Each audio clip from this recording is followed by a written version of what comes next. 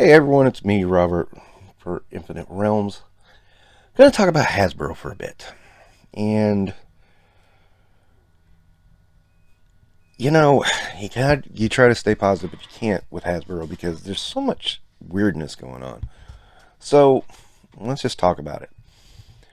You have this craziness with pricing. It's like they're doing a dartboard to figure out a price. Think about, Gore the God Butcher. They finally did a comic version. $29.99. $30, let's just say $30. It makes absolutely no sense. Because there's not really that much new tooling here. There's not really anything to warrant that kind of price. I know it's an exclusive, and exclusives tend to jump in price, but usually not that much. And that's one that really sticks out to me. The other one is a SpiderMan set that basically has all three Spider-Mans from No Way Home, and it is at $90. And now we just had PulseCon. We had another 3-figure pack that was Daredevil, Bullseye, and Elektra for $75. That seems a bit saner. Why is it up? Why is Hasbro pricing the Spider-Man higher? Both are Pulse exclusives. So again, there's Beast at the 33 mark, and I don't understand that. That is completely... The only thing I think is redone on that figure is the head. I mean, even the beakers are borrowed from Lizard, which is $27. He's got a lab coat. Okay. Sorry, but, cloth, or rather, soft goods. Ew. As my wife would say, it doesn't boost the price up that much. I'm guilty on this one, though. I pre-ordered it, and I'm intend to buy it because it's Beast. But, it bothers me. It bothers me a lot. Then you have Spiral, who just came out, and look at all the stuff she has. She's all new tooling. She's $25. Apocalypse was $41. I don't know. I think he should have been around $33. I mean, I don't see the value. He was big, but not that huge. He seemed like a deluxe figure to me. So I didn't get that one either. Sergeant Slaughter at $32. What's going on there? Because, I mean, they say, oh, he has all these accessories. They're all hands. Okay. And he's got a mini Slaughter and a whistle and some sunglasses and a hat. I just don't. I'm not on board with that. The Mojo set was $130. Mojo himself is $41. Long Shot is $25. Dazzler, we'll be generous and say $25, even though you can get almost the same figure right now for $17. Yeah, BBTS. They have it on sale. And of course, then, 40, 25, and 25, that's 90. So the little ex-baby Wolverine is $40. Yeah, it doesn't make sense. And of course, the HasLab Ghost Rider car for $350. And no, and let's not get into, but the tiers will make up for it. No, we don't know what the tiers are. We don't know if they will. I mean, if you had tiers of, like maybe Dan Keach and Johnny Blaze and Vengeance with their bikes, I might say okay with that. Okay, that's a lot for your $350. It's not the same thing with just the car. That's what we know is the car. Car and Robbie Reyes. That's what we know. We know Mephisto. We're teased what we think is Goblin Queen. We don't know yet. We just don't know. And then you get the starting lineup. $50 each. And I know people are making excuses. It's like Nike, they don't. Who said you had to do the sneakers exactly like that? I mean, you could just do generic sneakers, and I think people would be okay.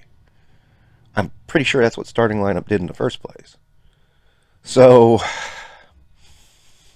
you don't have to give every player a specific sneaker. That's especially if it's going to drive the price up to $50 each. I had a passing fascination. I was hoping to do some classic sports stars until I saw that price, and I'm not even going to watch this line now. So forget it. But it feels like Hasbro is trolling the fans. It's like first they have the Mojo box set, and then they just release a deluxe Mojo for $41, and don't even say a word. I mean, people just find it, and people are saying, "Oh, the paint apps are worse." And it's like, paint apps. I mean, if it's really that bad, you can fix that pretty easily. So, even though I'm the guy to keep saying, "Hey, I'm buying an action figure, not a craft set," I mean, it is easy. I mean, and I already did the math on the box set, and it's like a $40 X-Baby Wolverine. Yeah, come on. There's that rumor going around. This is another good trolling one about Spider-Man is Spider-Man's going to be in single releases, and they're going to have the unmasked heads. So if let's just assume prices stay the same. I'm sure there's going to be another increase, and people are going to get mad about that. But let's just say, for sake of argument, they stay the same. You're going to have single releases of your box set that is cheaper and has more. If that ends up being true, people better let Hasbro have it. I mean, that's just wow. But it sounds like a Hasbro thing. It really does. It really sounds like a Hasbro thing. The padding of the release dates. That's another one.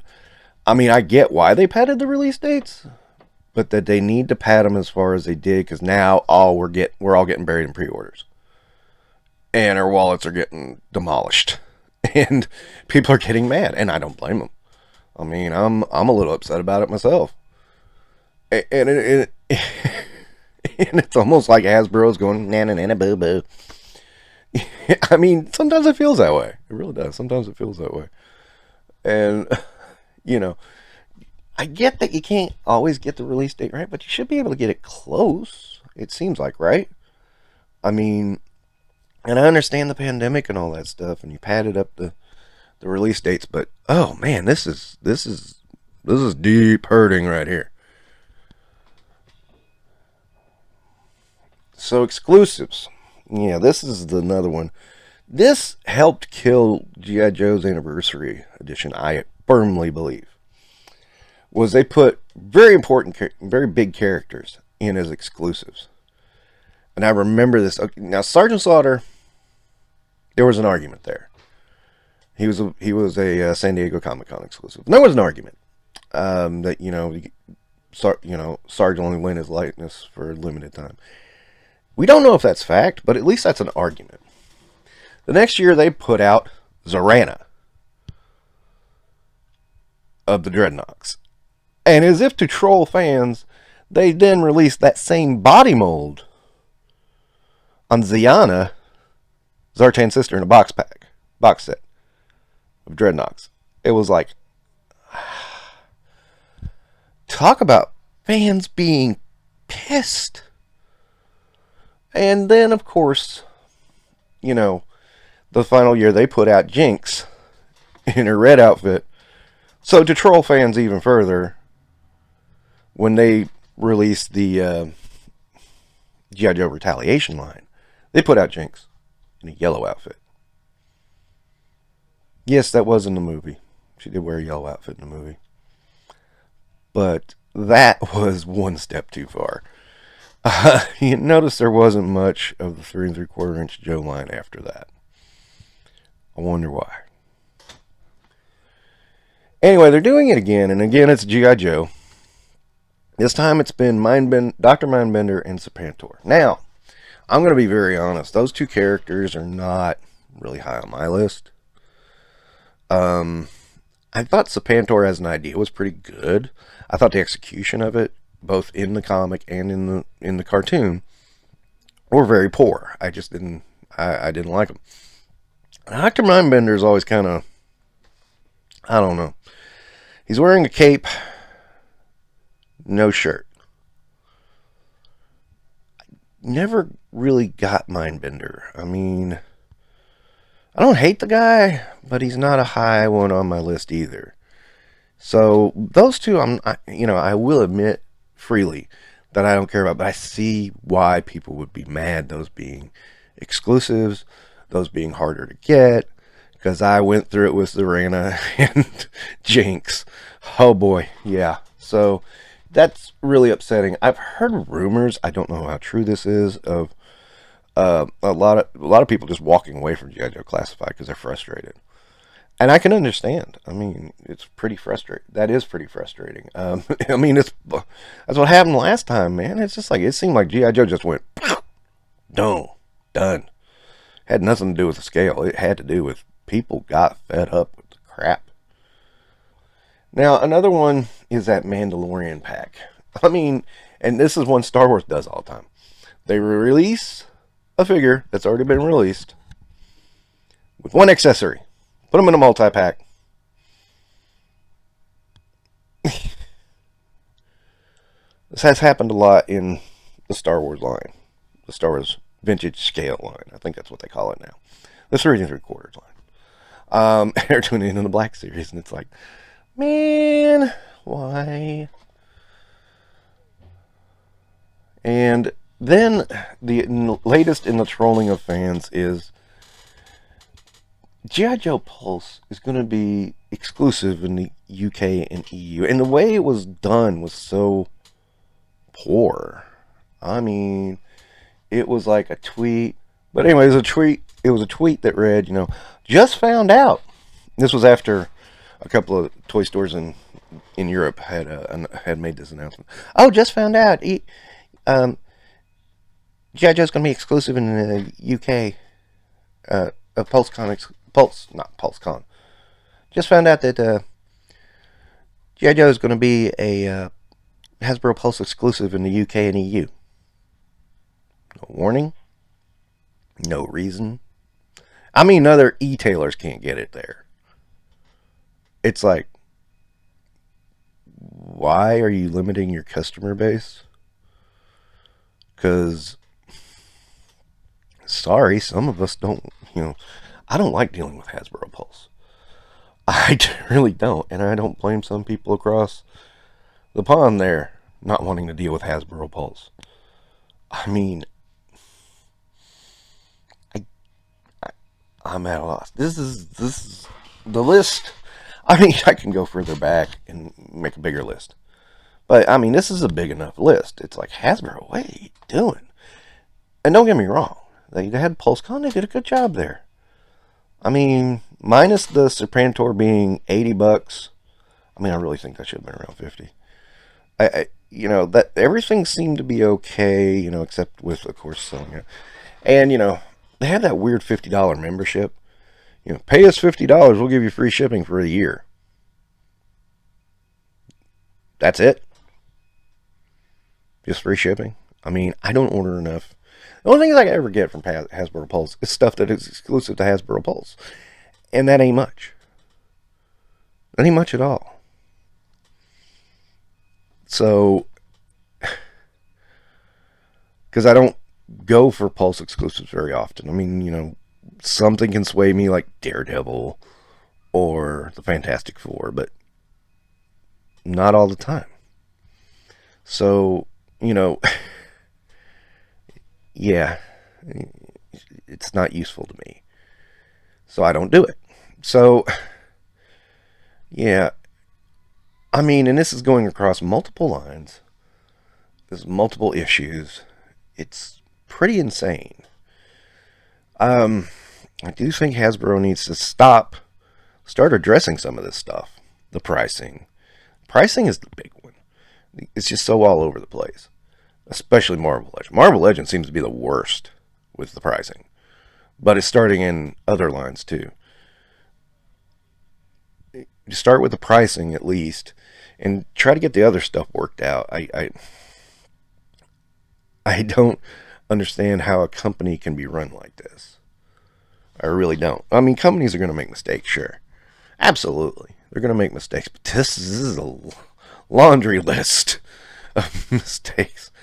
I mean, gosh. I mean, normally you would think, like with the Mojo thing, you would think you'd see the single releases 2 years after the set was released. So, yeah, I mean, some people say, oh, slow down production. I'm like, they still put it out there. I mean, come on. You know, it's just, it's laughable in some ways and it's irritating in the others. And I do keep hearing they're driving fans away. They're just to the point of, no, this is supposed to be my hobby. This is not my hobby anymore. This is frustrating and annoying. And I see where they're coming from. I really do. Sort of glad I'm not a completionist because of that. Because those are people who are, I'm not trying to knock a completionist, don't get me wrong, but I never get completionists. Just don't understand you. That's all. I don't understand why you have to have every single Spider-Man ever released. I don't want every Spider-Man ever released. Don't want every figure ever released. And when they re-release a figure with just a slight improvement, I just pass on it. Firestar. I don't need that Firestar. I have Firestar. I like Firestar. So I don't need to get the other one that has pinless. I mean, you know, I've already got Firestar right here. So I'm looking right at Firestar when I say this too. So yeah, I understand people's frustration. I mean, this is how I combat it. You know, I mean, I try to avoid. I'm not buying Gore unless he goes on sale. That's it. I caved on Beast, and that's the only one I'm going to cave on because it's a Beast. I love Beast. Beast is one of my absolute favorites of all time. So, yeah, I'll cave on that one.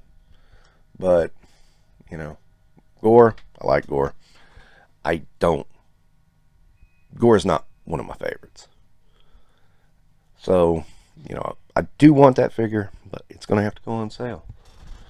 And, you know, Apocalypse, my solution there, Marvel Select, $10 cheaper, looks even better, in my opinion.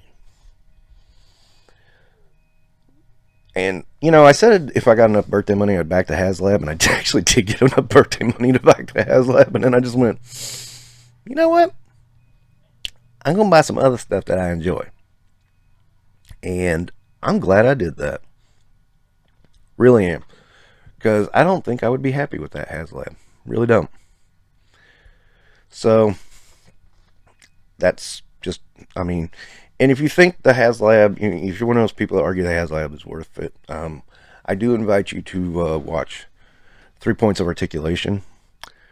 They're the head of Valaverse, really breaks down how this is not worth your money. Don't take my word for it. I mean, you know, you're just a fan. Well, yeah, I'm also a fan who, you know, started way back in 1977, who has been doing this a long time. But okay, I am a fan. I'm a buyer. I speak with my wallet. But I invite you to listen to an expert. Then come back and present your arguments. All right, is there anything Hasbro's doing that's frustrating you? I mean, I just ran down the list. I was going to turn this into a wine session, and then I didn't. After reading the list, I really don't have to. So, you know, if you do, make a comment. Tell me about it. And so I'm just going to wrap up Infinite Realms for now. Don't forget to like and subscribe.